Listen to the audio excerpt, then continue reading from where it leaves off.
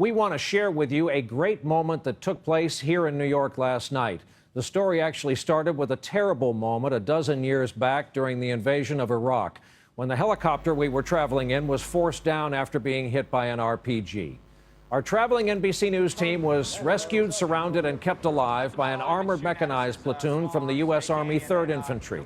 Command Sergeant Major Tim Terpak was put in charge of our safety. We quickly realized we were from neighboring towns in New Jersey. He went on to fight the war and invade Baghdad and serve several more tours, earning 3 Bronze Stars. We got to return to our homes and families thanks to him and his men. Command Sergeant Major Tim Terpak and I stayed in touch all these years. He just retired after 24 years in the Army. So last night I invited him to see the Rangers-Canadiens game at Madison Square Garden. It was merely a chance to be reunited, but the Rangers had other plans, as Tim realized when we looked up and saw our picture on the big screen.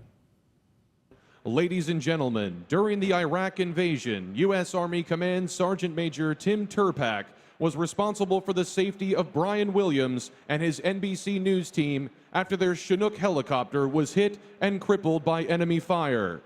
Command Sergeant Major Terpak was awarded 3 Bronze Stars for combat valor in Iraq and recently retired after 23 years in the U.S. Army.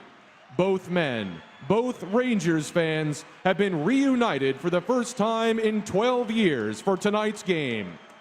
Please welcome Command Sergeant Major Tim Terpak and Brian Williams. How about that? Standing ovation from the crowd of 18,000 people as players on both teams slapped their sticks on the ice as a show of respect.